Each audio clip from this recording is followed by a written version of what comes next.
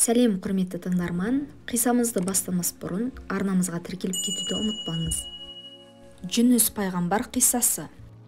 Ертеде Бәйтүл Мұқаддаста Мінә деген қойшы өмір сүрді. Өзі момын, ақжүрек адам еді. Бір күні әйелі толғатып дүниеге ұла келеді. Ұлының атын Жүніс деп қояды. Анасының омырауынан сүт шықпай, бөпесінің қарны ашып жылай береді. Әкесі ұлын қолына алады да отарға келеді. Сол сәтте қойлардың желіне еп, сүті көлге боп ағады. Жүніс сүт ішіп, тойып алған соң, Аллаға шүкір деп дыбыстайды. Оны естіген өзге қойшылар: «Әй Мінә, сенің шақалағың сөйлеп жатыр ма? Не дейді?» деп сұрады. «Жаратқан Аллаға шүкіршілік етіп жатыр» дейді. Бұл кереметті көріп қойшының бәрі иман айтып мұсылман болады. Бұл Жүністі мойындаған алғашқы адамдар еді. Сол заманда Мұсыл деген үлкен шаһар бар еді. Шаһарды Берсам деген патша биледі.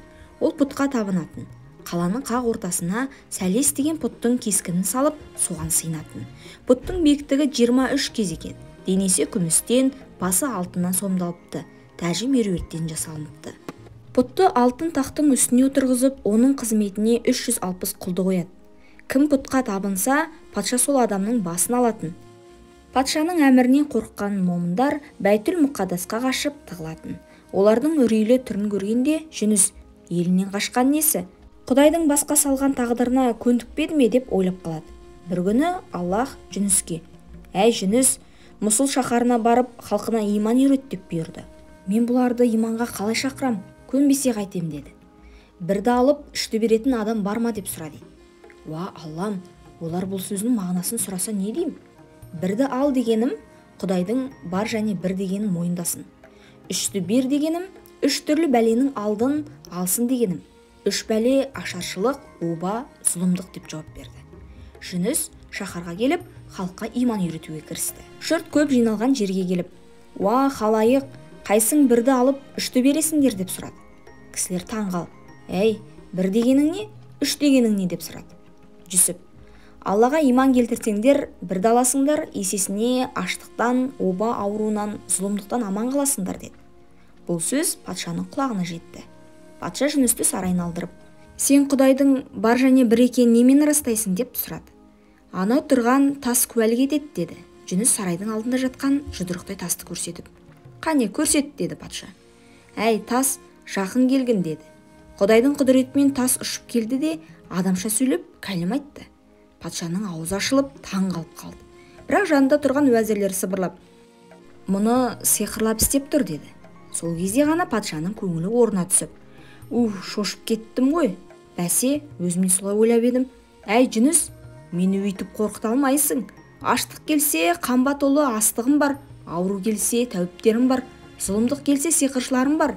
Егер тағы осындай уағыз айтсаң, басыңды аламын» деп қорқытып. Жүніс сарайдан шыққан соң Аллаға мұңын шағып: «Мұсыл патшасы тілекті қабыл етпеді» деді. «Әй Жүніс, Мұсыл еліне үш бәленің бірін жіберем, күтсін» деді. «Уа Аллам, оның белгісін қайдан білем?» деді. «Ертең олардың беті сарғаяды, 3 күннен соң қызарады, тағы 3 күннен соң қараяды. 10-шы күні азап келеді» деді. Жүніс Құдайдың кәләмін халыққа жеткізді. Айтқандай ертесіне жұрттың беті сарғайды. 3 күн өткенде қызарды.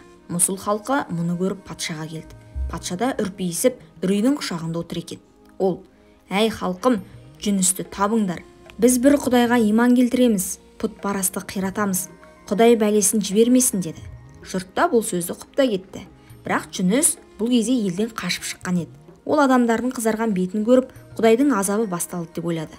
Жағада тұрған кемеге мінгесті де басы ауған жаққа жүре берді. Алла Мұсыл халқының тәубесін көріп, елге бәле жібермеді. Шаһар халқы бұрынғы қамсыз тіршілігіне қайта оралды. Пұт-парасты қиратты. Бірақ бір Аллаға қалай сыйынарын білмей жатты. Үйретуші пайғамбар таппады. Ал Жүніс кемеде кетіп бара жатыр еді. Құдай тағала оны рұқсатсыз қашқаны үшін жазалап, тәрбиелемекші болды. Кенет теңіз бетінде қатты дауыл тұрып, қалың тұман торлады. Сол кезде кемедегі бір қарт: «Уа жараңдар, бұл Құдайдың бізге жіберген зауалы, арамызда Алланың әмірін тәрк қылған біреу отыр. Содан құтылмай бұл апаттан аман алмаймыз» деді. «Ол менмін» деді Жүніс пайғамбар. Оны танитын кісілер: «Уа пайғамбар, олай демеңіз, бізді бұл апаттан сіз ғана құтқарасыз» деп жалынды. Жүніс оларды тыңдамай суға секіруге әзірленді. Құдай Залуха атты балыққа: Тез барып, құлым жүністі жұт та қарныңды саламат сақта. Байқа, аманатқа қиянат қылма деп әмір етті. Балықтың Алланың әмірімен келгенін білген Жүсіп бисмилля деп өзін балықтың аузына атты. Сол сәтте Құдайдың құдіретімен балықтың қарны мөлдір затқа айналып, сыртқы әлем айнадай көрініп тұрды. Жүніс теңіз астында жылап отырған бір үйді көрді. Ол бетін тырнап, ернін шайнап, басын жерге ұрып өкіріп жатыр екен. Бұл кім деп сұрады Жүніс Жибрейіл періштеден. Бұл залым Фирғауын, тірісінде Мұсамен тіресті, өзін Құдайға тең еді. Ажалы толып, теңіз жалмаған соң тәубе етіп жатыр. Бірақ тірісінде тәубе етпеген күнә ақиретте кешірілмейді деді. Бір кезде адамның 62 тамырын етіп, жан жүрегін елжіреткер керемет әуез естілді. Бұл ненің даусы деді Жүсіп. Періште, бұл балықтардың зікірі. Олар Аллах тағаланы толассыз пәктеп, оған мақтау айтып жатыр деді. Балықтың да тілі бар ма деп сұрады. Жер бетіндегі күллі жаратылыстың тау, тас, ағаш, су, жер мен желдің де тілі бар. Олар тоқтаусыз Құдайды зікір етіп жатады. Тек адамдар ғана зікірден ғапыл қалады деді. Жүніс Құдайға тәубесін күшейтіп, Аллаға көп мадақ айта бастады. Жүніс осындай халде 40 күн жатты. Жаббар хақтың хикметімен қалаған құлдарын 40 күн оңаша қамап, рухани дәрежесін өсіретін сүндет еді. Жибрейіл періште балыққа: "Енді Жүністі шығар" деді. Сонда балық: "Уа Жибрейіл, менің бір датым бар" деді. "Датың болса айт." Жүніс қарнында жатқан кезде үнемі жаратқанды ұлықтаушы еді. Оның әсем даусынан тұла бойым нұрланып, жаным жай табатын. Дәрежемді басқа балықтан артық еткен Аллам бұл бақытты ұрпағыма да нәсіп қылсын деп тілеймін деді. Сонда Құдай тағала: "Болсын тілегің. Ұрпағың менің достарыммен дос болады" деді. Залуха Жүністі жағаға шығарды. Жүніс 40 күн ас-ауқат ішпегесін қуаты сарқылды. Ол қайың ағашының түбін саялады. Қолымен діңін сипап еді, одан тәтті шырын шықты. Қайың діңгегінен тамған нәрді ішіп есін жинады. Содан бастап қайыңға кие дарып, одан қуатты шырын пайда болған екен. Жүніс есін жиған соң Құдай тағала оған: "Сені алдаған ібіліс, халқың иманға келді. Енді оларға барып насихатыңды жүргіз" дейді. Сөйтіп пайғамбар қайтадан Мұсылға кетті. Шаһарға жақын қалғанда бір қойшыны көрді. Оған: "Ей мейірбан қойшы, бір жұтым айран берші" деді. "Бір жұтым емес, бір тостаған берер едім." Жүніс пайғамбар: "Елден кеткелі малдың бәрі суалды" деп мұңайды қойшы. Пайғамбар отыра қалып, бір қойдың жонын сипап еді, сүті бұлақтай ақты. Оны мейірі қанғанша ішіп қойшыға: "Бар, Жүніс пайғамбар оралды" деп сүйінші сұра деді. Патша халықты ертіп Жүністің алдына шықты. Оны алтын ерге отырғызбақшы болды, бірақ ұлық болса да кішік болуды ұмытпайтын Жүніс алтын ерге отырмай шаһарға жаяу кірді. Пайғамбар жұртқа рухани ілім үйретіп, мағыналы тіршілікке бет бұрды. Жүніс пайғамбар балықтың қарнында жатқанда денесіне күн тимеді. Тәні сәбидің терісіндей балбырап тұрды. Күннің сәулесі тисе күйіп қалатыны жұмсақ еді. Сондықтан жағаға шыққанда денесін жапырақпен бүркеп тұру үшін асқабақты жаратып, оның дәнін жерге екті. Ол лезде түйнек салып, жапырағы жайқалып шыға келді. Жүніс пайғамбар жағаға шыққанда оның денесін жапырағымен жауып тұрды. Жапырақтың арасында көбелектің жұмыртқасы болған екен. Сол күні олардың мезгілі жетіп, жұмыртқаны жарып шығып, жыбырлаған құрт қайналды. Олар жапырақты кеміріп, әр жерден тесе бастады. Тесілген тұстан күннің сәулесі өтіп, Жүністің терісін күйдіріп жіберген екен. Дененің күйген орнында ақтаңдақ белгілер қалыпты. Ол өзге адамдарға да жұға бастапты. Қазірге дейін кейбір адамның денесіндегі ақтаңдақ белгілері осы Жүніс заманында пайда болған белгі деседі. Харут пен Марут хикаясы. Бірде Жүніс пайғамбарға Әзірейіл періште қонаққа келді. Екеуі хақ сыпырасын жайып сұхбат құрып отырады. Бір кезде Жүніс бүйдеп сөз бастады. "Кейде өз жұртымнан өзім түңілем. Өле тұғын тай үшін, көше тұғын сай үшін, тұра тұғын жай үшін, іше тұғын шай үшін бірін-бірі талап тастауға дайын. Мейірім, ынсап, тәубе деген атымен жоқ. Жасамаған қылмысы қалмады.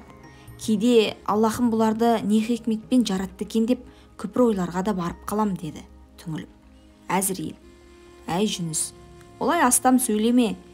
Бір заманда Қабыл Әбілді өлтіргенде біз саршылап едік. Уа Аллам, Қабыл бейгүнә Әбілді себепсіз ұрып өлтірді. Адамның білімі бізден артық болғанымен нақақтан нақақ қан төгуге, ұрлық қарлыққа, зина жасауға, өтірік айтуға бейім екен. адамды жаратпа, жер жүзіне таратпа деп зарлеген тілегімізді қабыл алмадың деп арыз айттық. Сонда Аллах: егер жерге жіберсем, сендер де күнәға белшеден батасыңдар.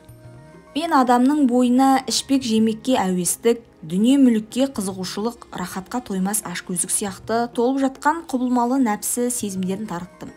Бұдан бөлек пенденің басына кездейсоқ келетін 1000 түрлі бәле, 100 түрлі кесел тағы бар. Адамға берген сынақтың бір парасын сендерге берсем, сендер де тура жолдан тайып қылмыскер атанар едіңдер, деді. Біз қандай сынақ берсең де, біз тура жолдан таймаймыз деп шуластық. Жаббар хақ: араларынан ең күшті, ең білімді, озық деген 3 періште шықсын. Адам кейпінде жаратып жерге жіберейін. Адамның күйін бастан кешіп көрсін, деді. Сол сәтте Харут, Марут үшеуміз ортаға шықтық. Жаратқан бізді жерге түсіріп, бойымызға нәпсі құмарлығын салды. Мен сынақтың оңайға түспесін бірден сездім. Жерге түскен мезетте нәпсім оянып, сайқал сезімдер тұла бойымды билеп алды. Бір бәлеге ұрынарымды біліп, табан астында тәубеге келдім. Уа жасаған, тәубе қылдым. Мына сынаққа төзе алмайым, періште қалпыма қайтар деп жалындым. Құдай тәубемді қабыл алып, мені кері қайтарды. Қалған 2 періште не де болса көрейік деп жерде қала берді. Олар бір елге барды. Олардың түр сымбаты, білімі елден ерекше еді. Жұрт олардың біліміне бас иіп, бірін қазы, бірін муфти етіп сайлады. Бір күні олардың алдына бітуажа сұрап, ерлі зайыпты келді. Келіншектің есімі Зухра екен. Ол ай десе аузы, күн десе көзі бар хас сұлудың өзі екен. Қос періште сол жерде қызға ғашық болды. Жұбайларды жарастырудың орнына ойы бұзылып, келіншегіңді шамадан тыс қара жұмысқа саласың, демалуға мұрша бермейсің, әйеліңді талақ ет, немесе бір адал кісінің қасынан отау тігіп оңаша шығар, дем алып тынықсын, деді. Ері қазы мен муфтидің сөзіне имандай сенді, бірақ әйелін талақ етуге Құдайдан қорықты. Себебі Алланың ажырасуды жек көретінін білуші еді. Жақсы, дегендерің болсын, бір адал кісінің қасынан үй салып оңаша шығарайын, деді. Қазы мен муфти: бізден асқан адал адамды таппайсың. Отауды біздің үйіміздің ортасына тік, әйелің сол жерде тұрсын. Ешкім оған тиіспейді, біз бас көз боламыз, деді. Күйеуі әйеліне оңаша отау тігіп берді. Сұлу әйелмен көрші болғасын, қазы мен муфтидің нәпсісінің құмарлығы қинай бастады. Олар жасырынып, күні-түні әйелді аңдумен болды. Бір күні екеуі құмарлығын тежей алмай, әйелдің ауласында қараңғыда кездесіп қалды. Бір-бірінің ойын ыммен түсініп, құмарды бір қандырайық, ертең құлшылық етерміз. Алла бізді кешпегенде кімді кешіреді, деді. Зухраның үйіне кіріп келді. Сендерді жұрт иманның айнасы дейді. Адал некедегі әйелге не беттермен келдіңдер деп келіншек ұрысты. Екеуі: айтқанға көнбесең, сені күйеуінің көзінше шөп салды деп көпшіліктің көзінше масқаралаймыз. Жала жауып, таспен атып өлтіреміз, деді. Амалы таусылған әйел қулыққа басып: дегендерің болсын, бірақ алдымен маған исми ағзам, Алланың ұлық аттарын, дұғасын үйретіңдер, деді. Олар исми ағзамды үйретті. Сосын Зухра: мен жуынып келейін, деді. Зухра тұла бойы тазарған соң исми ағзам дұғасын оқып: уа Аллам, мені мына күнәһар құлдарынан сақтап, пәк қалпымда аспанға алып ұш, деп жалынды. Бұл мезгіл жаратқанның ең жақсы көретін сахар сәт еді. Әйелдің дұғасы заматта қабыл болды. Зухра көкке самғай ұшып, шолпан жұлдызына айналды. Зухра қыздың хикаясы ел арасында үлгі болып тарады. Ал қазы мен муфтидің күмәнді жүрісі өсек аяңға ұласып, ел ішіне тарап кетті. Бір күні олар жеңіл жүрісті бір әйелдің үйіне келді. Бірге арақ ішіп, кезек-кезек көңіл көтерді. Бір кезде масайған әйел: маған исми ағзам дұғасын үйрет, менің де жұлдыз болып жанғым келеді, деді. Періштелер үйретті. Әйел мас кейпінде исми ағзамды оқыды. Оған керісінше Алланың лағнеті жауды. Құдайдың әмірімен ол әйелдің басынан гүрзімен ұрдым. Оның денесі 5 бөлікке бөлініп түсті. Бір бөлігі шырпыдағы отқа, бірі тастағы отқа, бірі найзағай отына айналды. Қалған бөлігі жапан дүздегі албасты мен жын жыбырдың қатарына қосылды. Харут пен Марут шошып кетті. Сол сәтте олардың түр-тұрпаты дүйеге ұқсап кеткен еді. Құдай оларға: осы бүлдіргендеріңде жетеді. Жерге жіберсең адамға үлгі боламыз, күнәдан ада боламыз деген уәделерің қайда? Күнәға белшеден баттыңдар. Енді күнәнің жазасын осы пәни дүниеде тартасыңдар ма, әлде ақыретте тартасыңдар ма, деп сұрады. Тамұқ азабын жақсы білетін олар: уа жаратқан, бізді осы дүниеде жазала, деп жалынды. Құдай оларды Бабылдағы тереңдігі 40 құлаш құдыққа бастан салбыратып асып қойды. Олар ақыр заманға дейін аш-жалаңаш солай салбырап тұр, деді Әзірейіл сөзін аяқтап. Әл-Қисса, Марут пен Харут әлі күнге дейін Бабылдағы адам білмес терең бір шұңқырда салбырап тұр екен деседі. Әуелде ол құдықтың аузы ашық болыпты. Бірде-бір қойшы сол құдыққа құлап кетеді. Ол Харут пен Марутты көріп, олардан сиқырдың бір түрін үйренеді. Жер бетіндегі сиқыршылық осы кезде пайда болған екен деседі. Осыдан соң Аллах тағала ол құдықтың аузын пендесі білмейтіндей етіп жауып тастайды.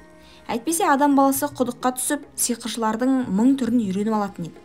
Әлгі қойшының үйренген бір сиқырының өзі жер бетінде дуа, арбау, көзбояушылық сияқты теріс ілімнің тарауына мұрындық болыпты.